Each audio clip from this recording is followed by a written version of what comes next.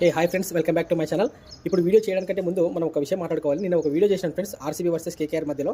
దాంట్లో నేను ఆల్రెడీ చెప్పిన చేజింగ్ ఏ టీం అయితే పడుతుందో ఆ టీంకి గెలిచే అవకాశాలు ఉంటాయి. మన ఆర్సీబీ బౌలింగ్ వీక్ ఉంది, చేజింగ్ పడిందంటే మనకు గెలిచే అవకాశాలు ఉన్నాయని చెప్పడం జరిగింది. అదేవిధంగా ఆర్సీబీ గెలవడం జరిగింది. నేనైతే ఆర్సీబీ ఫ్యాన్గా హ్యాపీ. బౌలింగ్ కూడా మనం అనుకున్న దానికంటే ఇంకా మెరుగ్గా బౌలింగ్ చేసి మంచిగా బౌలింగ్ చేయడం జరిగింది. ఇప్పుడు వీడియోలోకి పోతే Rajasthan Royals versus Sunrisers Hyderabad match number 2 Uppal స్టేడియంలో జరగబోతా ఉంది. ఆ మ్యాచ్ గురించి మనం ఒక అనలైజ్ చేద్దాము, స్మాల్ వీడియో చేద్దాము. ఓకేనా?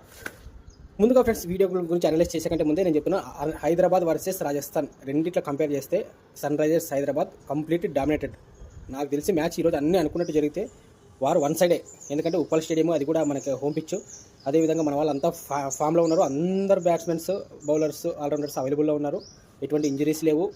కాబట్టి మన సొంత అభిమానుల సమక్షంలో నాకు తెలిసి మన హైదరాబాద్ ఆటగాళ్ళు చెలరేగిపోయే అవకాశం ఉంది. రాజస్థాన్ తట్టుకోగలదా అన్నదే ప్రశ్న. ఎందుకంటే రాజస్థాన్ టీము ఇంతకుముందు వరకు లాస్ట్ 3 సీజన్స్ చాలా స్ట్రాంగ్ ఉండే, కానీ వాళ్ళ టీమ్ మేనేజ్మెంట్ ఇంకా వాళ్ళు ఏం ఆలోచించినారు కానీ మెయిన్ బట్లర్ కానీ మెయిన్ బ్యాట్స్మెన్స్, మెయిన్ బౌల్టింగ్ కానీ చహల్ కానీ అశ్విన్ కానీ మెయిన్ ప్లేయర్స్ అంతా వదులుకొని ఏదో వాళ్ళు నాకు తెలిసి ఏ ఆలోచనతో తీసుకున్నా మనకైతే అది అనవసరం. కానీ ఇప్పుడు రాజస్థాన్ రాయల్స్ హైదరాబాద్ అనలైజ్ చేస్తే మనకు ముందుగా హైదరాబాద్ వచ్చేసి చాలా స్ట్రాంగ్గా ఉంది. ప్లేయింగ్ లెవెన్ కూడా Travis Head, Abhishek Sharma, Ishan Kishan one down, Heinrich Klaasen, Nitish Kumar Reddy, అదేవిధంగా అభినవ్ మనోహర్, నెక్స్ట్ ఆల్రౌండర్ కోటాలో Kamindu Mendis batsmen plus spinner అనమాట. అదేవిధంగా ఫాస్ట్ బౌలర్ రావాలి అనుకుంటే వియాన్ ముల్డర్ అవకాశం ఉంది, సౌత్ ఆఫ్రికన్ ఆల్రౌండర్. అదేవిధంగా ప్యాట్ కమిన్స్, మహమ్మద్ షమి, హర్షల్ పటేల్, రాహుల్ చార్. ఇది ప్లేయింగ్ లెవెన్ ఈ విధంగా ఉండే అవకాశం ఉంది. నాకు తెలిసి ఆరెంజ్ ఆర్మీ ప్లేయింగ్ లెవెన్ వచ్చి చాలా స్ట్రాంగ్గా ఉంటుంది. బౌలింగ్ కూడా చాలా స్ట్రాంగ్ ఉంది. అదేవిధంగా ఆడమ్ జంపాన్ తీసుకోవాలనుకుంటే ఆడమ్ జంపాన్ కూడా తీసుకోవచ్చు. ఓకేనా?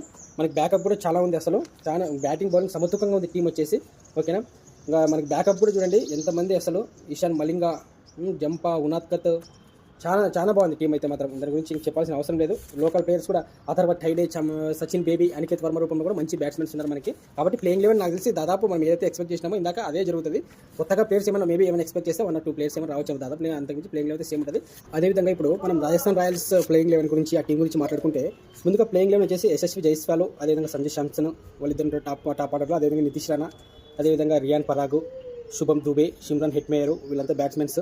అదేవిధంగా వీళ్ళకి సపోర్ట్గా ఆల్రౌండర్గా వాహిందు అస్రంగా ఉంటాడు. బౌలింగ్ విషయానికి వస్తే Sandeep Sharma, Tushar Deshpande, Jofra Archer face bowling వేసే అవకాశం ఉంది. వీళ్ళకి సపోర్ట్గా ఫజల్ హక్, ఫరూగి ఆర్ ఆకాష్ మద్వాల్ ఉండే అవకాశం ఉంది. 4 మెంబర్స్ ఫారెన్ ప్లేయర్స్ ఉంటారు కాబట్టి సిమ్రాన్ హెట్మేయర్, వాహిందు అస్రంగా, జోఫ్రా ఆర్చర్ ఈ ముగ్గురు అయితే పక్కా ఉంటారు. 4th ప్లేయర్గా వచ్చేసి ఫజల్ హక్, ఫరూకి హార్, మహేష్ తీక్షణ ఉండే అవకాశం ఉంది. ఓకేనా ఫ్రెండ్స్? నాకు అర్థం కాని విషయం ఏమంటే ఫ్రెండ్స్, ఇక్కడ Rajasthan Royals last 3 years team Buttler, Boult, Ashwin, అదేవిధంగా చహల్ చాలా మంచి ప్లేయర్స్ ఉన్నారు దాంట్లో.